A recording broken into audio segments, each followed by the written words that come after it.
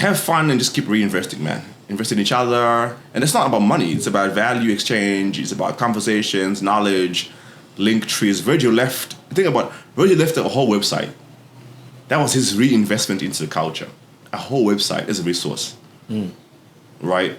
That's how we need to be thinking about. It's like make it easier for other people. From CNR JUTA De BEER, umvelisi wesizwe, formerly known as Lwazi Madonsela, bringing you a show about creative entrepreneurs live from the landmark that not only birth SA street culture but also formalize the street hustle. On today's episode, we have Dillion Phiri. For the last 10, 12 years, I've been a social sculptor. I build spaces digitally, physically, in the mind for other people to create into. And the idea is to basically be the guy that creates the canvas for everyone to paint on.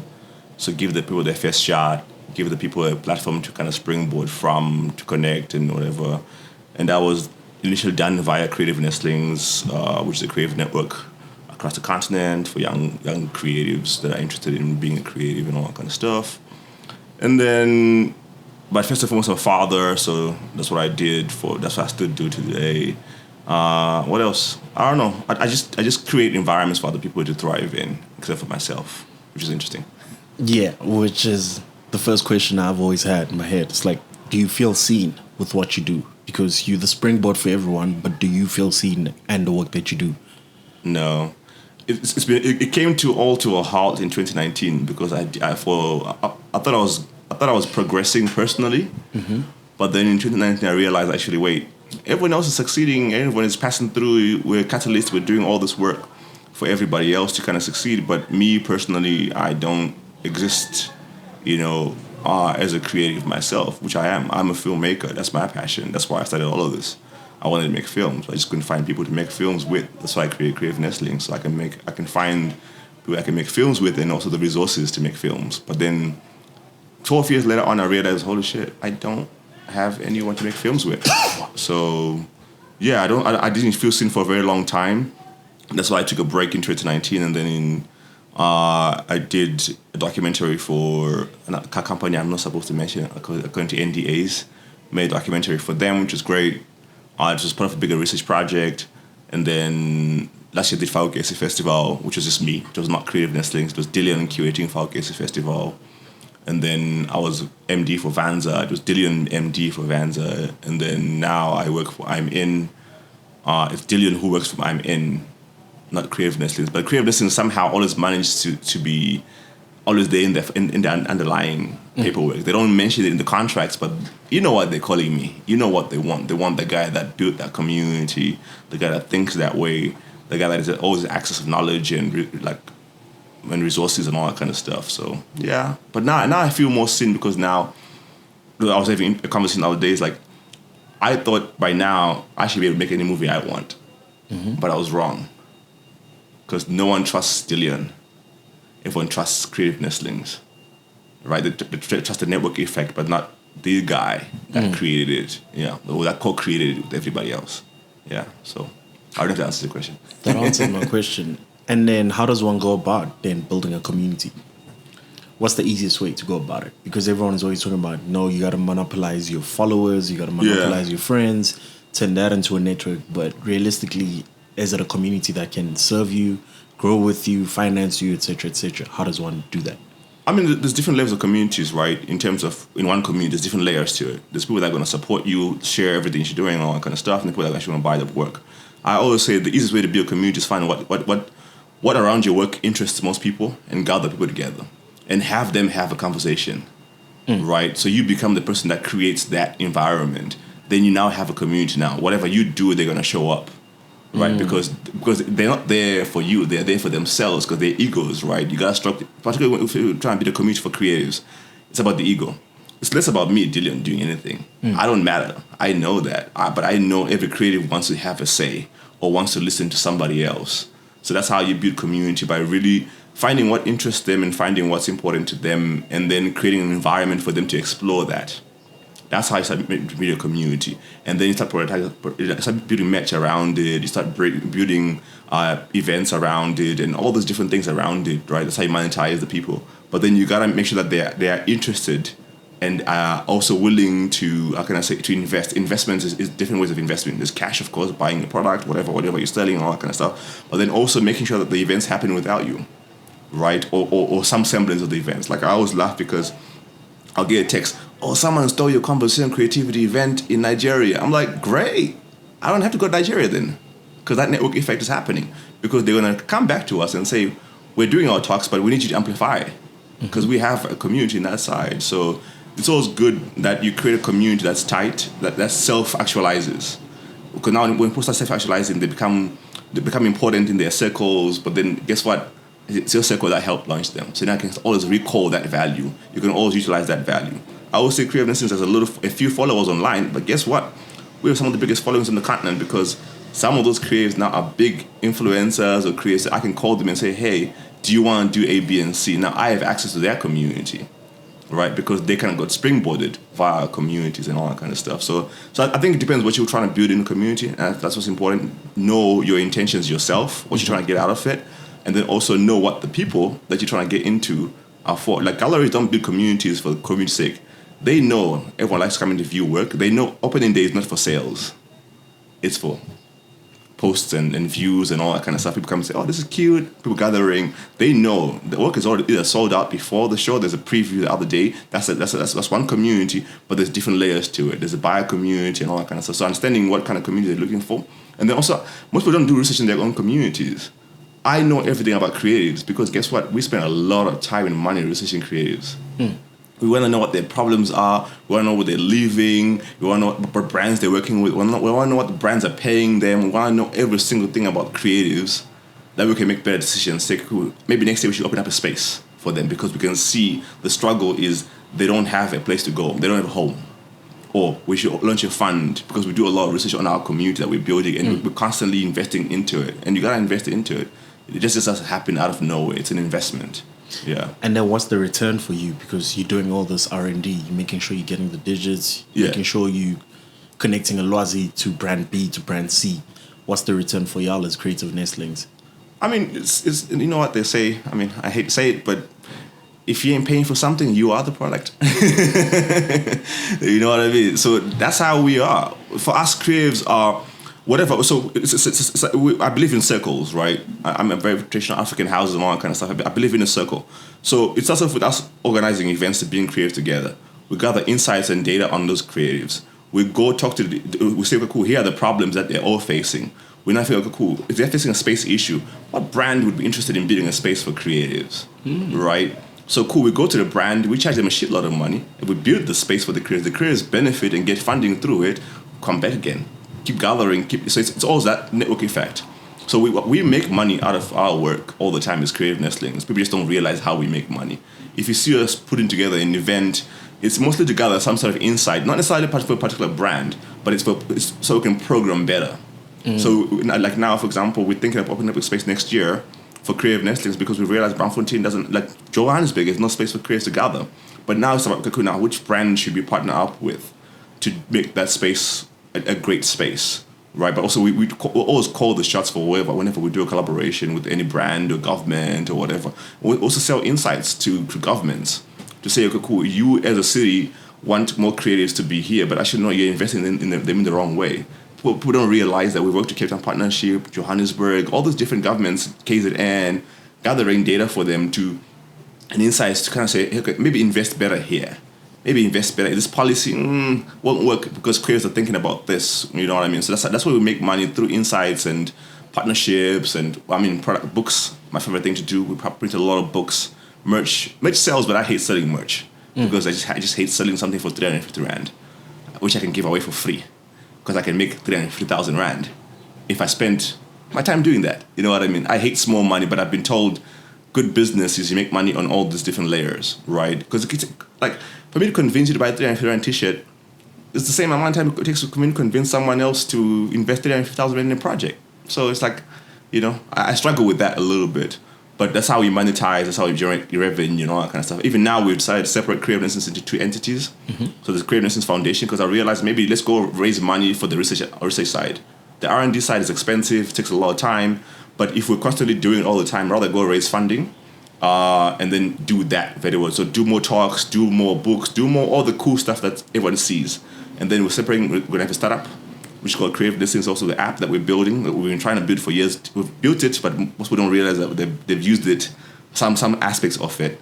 But now we kind of know what the creative industry needs. We're building a better app for the creative industry, which will now benefit the creative directly, right? And also help them build communities and manage communities and all that kind of stuff, because that's been the issue. Is like no one knows how to build a community, but also managing a community is hard, right? Where do you keep all of them? You know, if you got Instagram, Facebook, Twitter, it's not giving you good insights on who your real community is. Just telling you that you have this demo at this place, but what can I do with it? What can I do with it? You can't monetize it easily. I mean, if you ever tried finding a photographer on Instagram, everyone's a photographer, right? Or like it's ridiculous. So now better insights are important for the creative community, because I look at us as I look at tech companies.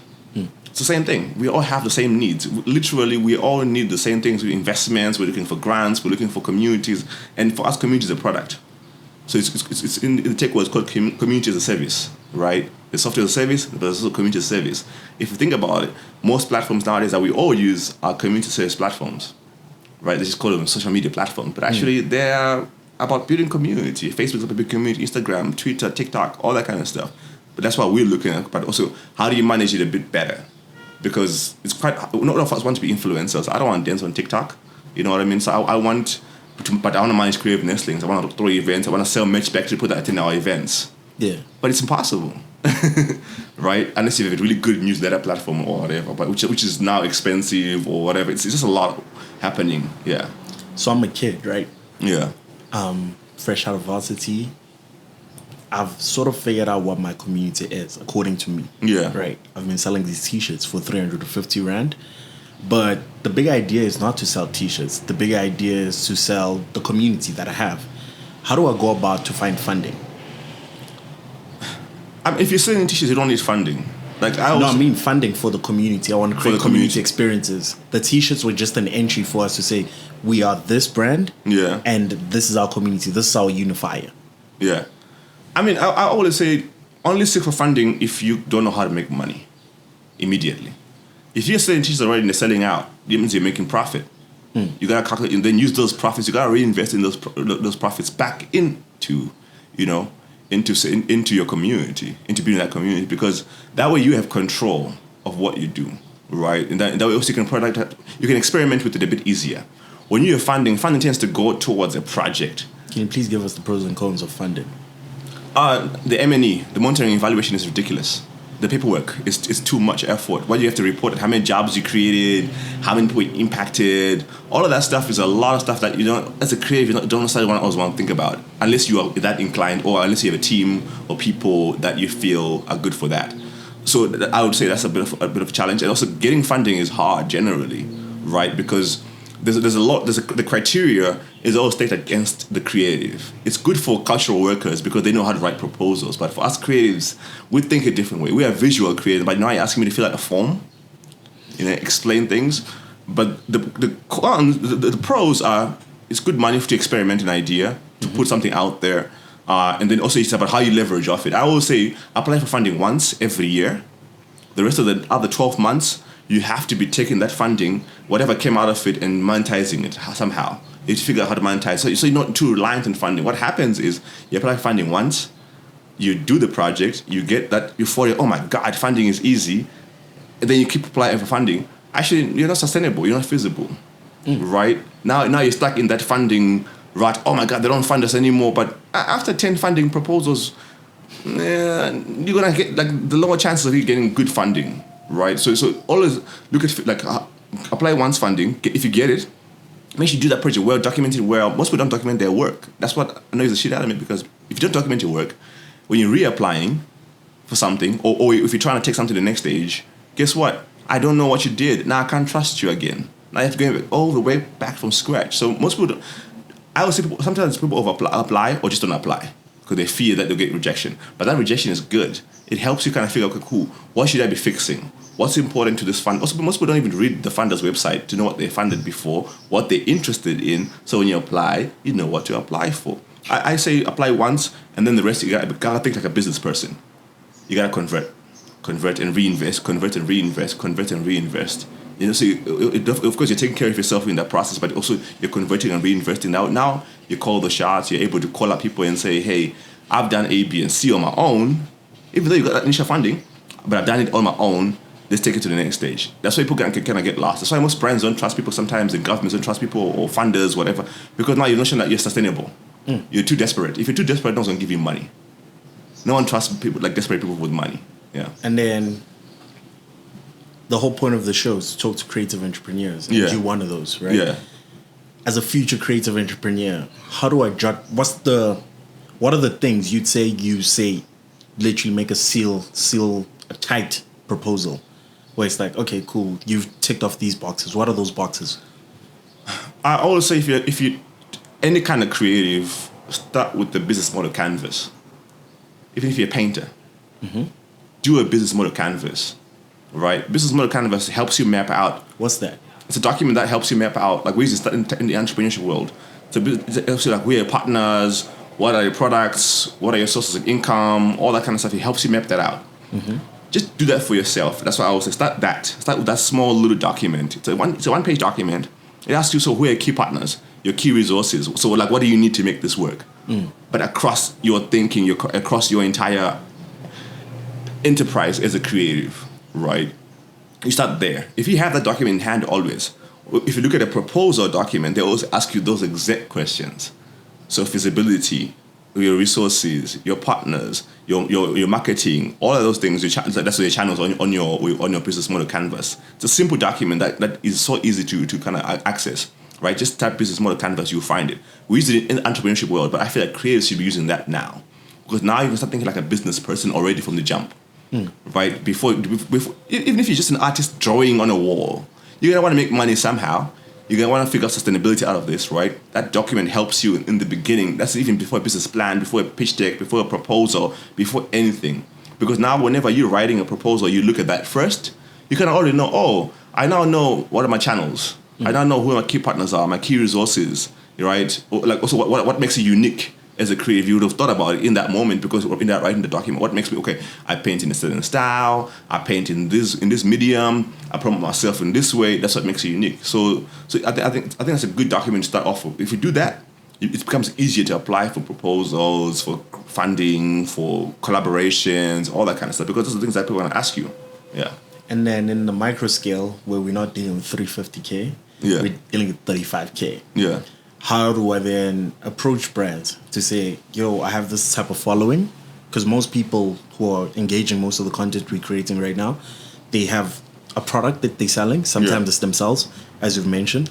And then sometimes it's the content that they create. Sometimes it's the people they aligned with, right? How do they then talk to brand? What's the first thing they should always be looking out for in conversation? Because we get approached a lot. Yeah. Even the formality even died now. It's no longer you getting an email, hey, we're interested in working with you. Yeah, that's about hitting people. Now it's a DM right now. You're seeing it in your request that, yo, brand A wants to do 1, 2, 3. What's the first thing I should look out for as a safety precaution? I start with brands. Me. That's why Creativity does not do a lot of branded stuff. When we do branded stuff, it has to be a big deal. Yeah. It has to be, they couldn't do this with anyone else. That's my philosophy at Creative Nestlings. Personally, I've never really worked with a brand. I don't know how to negotiate. Like, I don't know how to kiss ass. So I don't know how to negotiate those deals to say, if I wear my shoes now, I'm gonna get $5,000, but the shoes cost that much anyway. So that it should be 10 times that, right? But they don't want to pay that. That's why I always say no to brands. But I always say your contract is important. Know what value you bring to the table, analyze it, shop it around, get a lot of no's. In those no's, there are nuggets. Oh, no, it's not the right time right now. No, it's not whatever, but we like you. Or no, whatever, right? But also have a lawyer, an accountant, like Jay-Z said. Have a good accountant and get a lawyer. So always look at every single document you do, even if it's a tiny brand, right? I always say make friends with those people, because you can't afford them in the beginning, right? Find them, linger around them, hear what they're saying, hear what they're talking about. Go on podcasts, listen to what they're saying, all that kind of stuff, right? This information now is more accessible than ever before, right? So I will say those are the kind of baselines. Also, when they say they're interested in you, find out why. Is it because of your following? Do you ask them that directly? Yes, I ask. What are your intentions? JMB Whiskey, like now, we literally continue the same path every single time we do a collaboration. We know what people are wanting us. They don't want Dillion. They want creative nestlings, the community, you guys that attend our events, that see our content, all that kind of stuff. They want to access you guys. They want to talk to you. They want to sell to you directly, right? But they know we are the vehicle which they access you because they can't come to you directly. You don't trust them. We create trust. We create a safe environment for the brand and the creative to communicate and talk to each other, right? To some extent. Sometimes it doesn't work out very well. So I always say, I'll use it about creative nestlings. We always ask a couple of questions. So you want to sell insurance to creatives. Now, the creative doesn't make enough money to pay insurance in the first. So how are you going to mitigate that? Are you going to build a product specially for creatives or not? Like now we're talking to an insurance company. I'm asking them those questions. They want to partner up with creative nestlings to launch their insurance products to the creative industry because they're seeing creatives need life insurance, all that kind of stuff. MacBook insurance. Cool. A creative makes money here and there. How are you going to mitigate those things? Are you going to build products especially for them? Then we help you craft that sell. With the insights that you guys got. The insights that we got. Like we did a SIM card a while back. People don't even realize. We had our own SIM card as creatives called Creator. Right? We had our own SIM card for creatives. It was in partnership with a company that was embedded, that was using Celsius infrastructure. Right? We want to test out, can you build a SIM card specifically for creators and entrepreneurs? What does that look like?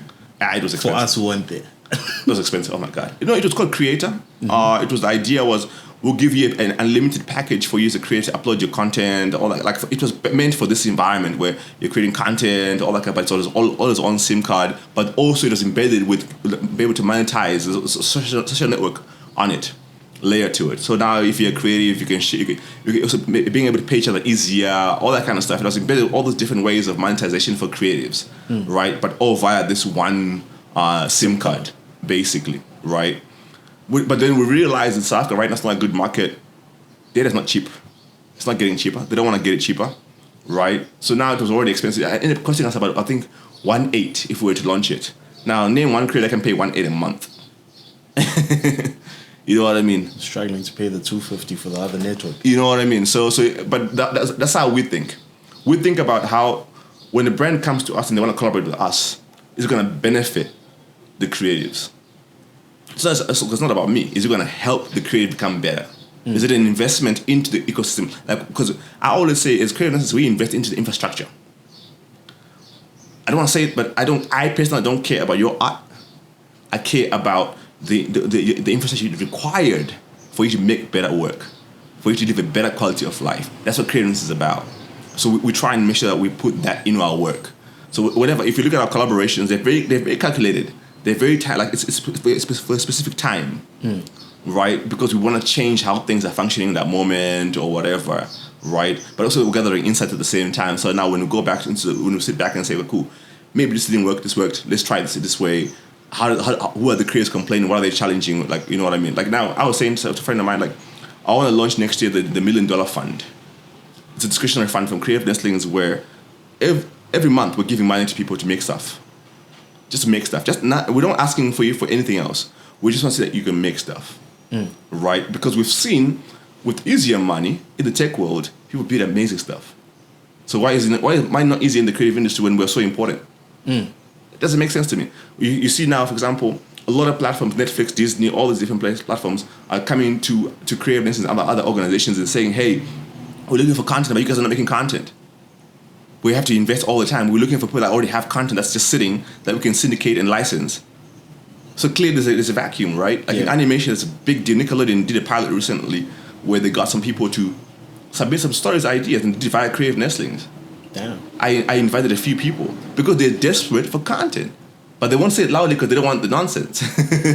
Put us on, Dillion. You know what I mean? We desperate for money, that's it. It's not, but that's the thing. You have to invest in yourself, in what you're trying to do, and go sell it, then you license it, it's better. When they come to you and say, okay, we'll give you $1 million, you're screwed. I won't lie. It's going to cost you $1 million to make that show. You see what I mean? So I realized actually maybe we as creativeness and start investing directly into the creative industry, like people, to make a movie, here's money. You want to do something, here's something. Because then you're building infrastructure, then you're building royalties, then people then have a longer list of life to make money. So we NYDA. I don't want to say NYDA because those are all boring organizations. I mean, they don't fund us. Still waiting for my return. Literally a call, just application. Wow. Good luck with that. It's the infrastructures we have. Yeah, so we want to build parallel infrastructure to what already exists. Yeah. As creative listeners. We want to, I was saying to someone, I mean, I was speaking to Amo on her podcast. I hate that we don't own Braamfontein. I hate that it's for us as creators, us as black creators, that we still got one guy controlling our movements where we open up shop. But wait, we've been here for how long? Having our peers made money, the Grootmans, the Bramlords, why aren't they buying buildings? Why aren't they investing into the infrastructure that made them who they are? For me, that's sad. Like, that's what I'm trying to change, is creative nestlings, and just as me also personally, I want to be the asshole that owns everything. That's been my goal in life. My eyes are opening even more, right? Yeah. Because I called you here because you're doing something amazing, right? And you're talking to entrepreneurs, and we're trying to figure out how to do this entrepreneurship stuff without going through the red tape, essentially. Yeah. But we still realistically have to go back to the red tape to make the real money, because we can't support each other because we're not at that financial standpoint as creatives. But we are. We are. Look, I always say, for example, look at Janos, for example. I think Janos proved a point. You can make something, control to a certain extent, yes, but you're able to kind of, but I think they just didn't, the challenge with Janos from my perspective is that it's a DJ's world. It's not for the artists. I think the artists kind of got lost in the fray a little bit. There's a few, yes. Like Janos is early hip-hop, essentially. Yes, to some extent. I mean, you hate that comparison? Yes, but because I'm a hip hop fan, man, 100%. But I feel like we are now financially where we can start investing in the infrastructure, right? We're now there, because think about it. You don't actually need a record label anymore to make it in music, right? To some extent. But you can partner up with the more famous people, right? The more, like, if let's say, for example, if a big artist now had created infrastructure, that was not a record label, because that's what they keep doing. No, we don't need a record label. We need marketing tools, right? So an agency to handle my pup. Yes. So Africord. But Africa got bought up. By the record labels. You see what I mean? That's just like the streaming platforms that are owned by the record labels. You see what I mean? Which is the same reason we're signing to record labels, because we're trying to get playlisted. But we could change that. How? I think... Because for y'all to hear my music, you're not willing to go to Data File Host anymore. No, it's not about Data File Host. Put it on Spotify. Put it on all those platforms. I won't get playlisted. No, put it on there. We place ourselves. All these bloggers, all these blogs, what happened? They used to be the places where you go find and discover stuff. Agencies sucked them up. Man, but that's what I'm saying. And they didn't have the visual aspect when the vloggers came in. You see what I mean? I think right now... I think we're getting there. Let's say, for example, your podcast, right, is seen now, is new, by the way, brand new. Less than 3 months. Right? But is seen as a good bite-sized insight to your creative mind. Now, you add other segments to it, music and whatever, all those other things to it. Yeah. You turn this into a book of all the people that have been here, right? You're leaking the information. I'm gonna have to bleep you. I don't care. But you prioritize it. You know what I mean? Who's gonna come to you? If a young kid says, "I got music I want to play," you play it during the show. You review it. That's how we start creating those environments where we're in a bit of control. Because right now it's a control mindset, right? Small nudges towards control. The record labels will get scared. The brands will get scared. Because I personally don't think we need them to survive. I think they need us to survive. So we should nudge back and say, cool, let's make it an equitable place, right? Because if you think about it, why is it only Shelf Life you're getting collaboration with Jordan only now, when these guys have been pushing for years? No, my only cry has always been, why is Caster Semenya not have her own silhouette? That's my only cry. In terms of sneakers, that's the only. But you should be jumping on that. Or Drip.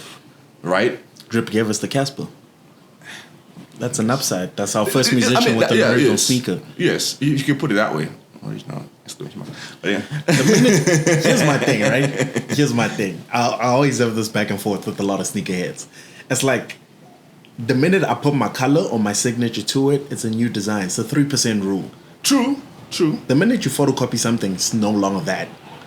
So regardless of how you feel about the Yeah. business model, at the end of the day, I'm seeing more people in the hood with original sneakers. Definitely. We used to see the weird Nikes, the weird Adidas, the weird other brands. Yes, we see you too. But at the end of the day, now we see more people original sneakers. It's creating more jobs. More someday we'll get to the infrastructure level, because even the way Nike started was we were buying shoes, selling them. Then we realized that there's a problem in store, that people are uncomfortable in these shoes, so we make our own version, which is the Cortez. And then when that business doesn't work out, we find a new factory and we do it ourselves. Yeah. So I think we 20 years away from our own 20. I think we're a year away where if I was about to or drip by a factory, start making a few. Do what New Balance does. The American made. Do that way. A few shoes. 10, 20 shoes that drop. Batu sells out, man. That guy's crazy. I'm jealous of Batu, man. You know, because he sells out. Like something that I don't think was going to be said. I believed in it in the beginning, definitely. But I didn't realize how big it was going to be. But I feel like then the next step is that factory. Maybe it's not him that has to do it. Maybe that's my qualm. I've realized maybe sometimes we shouldn't ask people to fulfill every. You know, maybe someone else who comes in and says, "Hey, Batu, I got a factory in Deb," because in Deb they make shoes. In other places they make shoes already, right? It's about that investment. Yeah, literally about the creative community. The community coming together. I thought by now there would be a Batu Karao Poppy. You know what I mean? Or one of those brands, right? But I understand maybe that's not the brand for that. But I think right now it's about that investment in infrastructure, right? Let's start. I mean, you know, Ye's been talking about this ownership and all that kind of stuff. Let's start controlling that a bit more. Let's start investing locally. Laduma's doing that. Laduma has his own factory. Laduma, come to the show. He's been doing that for a very long time, right? And look at how that's benefited him and the community around him. Like it's more feasible, sustainable. Even COVID didn't affect their manufacturing. Before, it was hard to get a jersey that was made locally. Now, a bunch of brands have jerseys. And that door was opened by him. Yeah. Let's not lie to ourselves. And that's what's important. That the people that invest in the infrastructure open doors for not just for themselves but the community. It becomes easy and accessible for other people to start doing things that are better quality, that even now can even be cheaper. Right? Because he can therefore turn it into a factory because he has the facilities. Say, okay, we'll produce for y'all as well. Yeah. Come under here, come under here. So I mean, Inga, a friend of mine, Inga Gubeka, talks about this a lot, about how the CMT business has died. Inga, come to the show. You should come to the show. Yeah. He talks about how the CMT culture died and all that kind of stuff because the jobs were in China and all that kind of stuff. But I know, like KB from Fuatamo just did a collaboration for Abiani, amazing collaboration, but the culture won't talk about it because it's not, you know, in the cool. But that collaboration, what people don't realize, he has a CMT business in Cape Town CBD. And that's infrastructure development. That's investing in things that make these things. So creatives need to move to infrastructure. We need to. Well, maybe not all of us, but some of us that think like that needs to be doing. Or we should get investors that invest in those things. Right? Because if we get the infrastructure right, the kid that wants to make a t-shirt can now pay 28 rand to make a t-shirt. And still sell for 350. Now his profits are high, and I can easily reinvest. That's what we need to be thinking about. That's how far we need to go to make it easy accessible, because this is one of the only industries where young people can participate with 0 rand. Just a thought, an idea, a drawing, and it could catapult to be the next, big deal. This is the only place where you can do that. Only place. You walk into Braamfontein today, a photo gets taken of you, you're the next runway model for Vogue. I don't know, one of the brands. Yeah. You know what I mean? So that's why I believe infrastructure development is important. And we are as we get into our 30s, we start thinking about that. We talk about how we need to give back. Giving back is infrastructure development, making it easier for the next person to walk in through the door because you left it open, but you made sure that now they're walking in Yeezys or something. They're more comfortable, right? Also, now when they get to the table is cleaner. It's more negotiable. They don't feel awkward being here. You know what I mean? That's opening the door. It's not awkward to sit on the table. You know what I mean? And that's what's missing. I find that, because I find guys are getting into the spaces and closing doors. Like, it's so hard to talk to brands as creative nestlings. I'm like, but wait, I know you. You greet me every single time you see me at Father Coffee. But how come now when I want to talk about things that benefit the people that you want to talk to, you act coy and it's not a party. But not everything has to be a party. These are real lives we're talking about. These are real. People have to pay rent. People have to eat. People have to survive. And that's what's missing. I find sometimes maybe the creative industry has become too cool for itself. We're not realizing this is a jobs. This is a livelihoods. There's people, kids in this place. There's people who have to now get their grandmother out of that shack into a house, and they can do that if people can make it just slightly, it's not a handout. It's just stop being an ass. Oh, just do your job. Just do your job. You know what I mean? And stop favoring your friends only. It's boring, man. Some brands are just. I'm like, but I know you guys are friends. That's boring. You know. Usually at this point of the podcast, we'd ask the importance of physical spaces, but we've touched on that earlier in the podcast. The one thing that I need to hear from you facing the camera is, what's your word to the youth? I'm youth.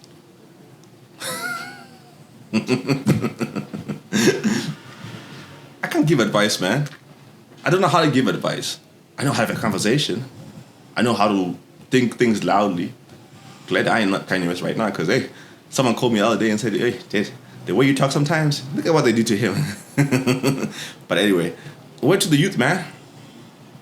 Have fun and just keep reinvesting, man. Invest in each other. And it's not about money. It's about value exchange. It's about conversations, knowledge, link trees. Virgil left a whole website.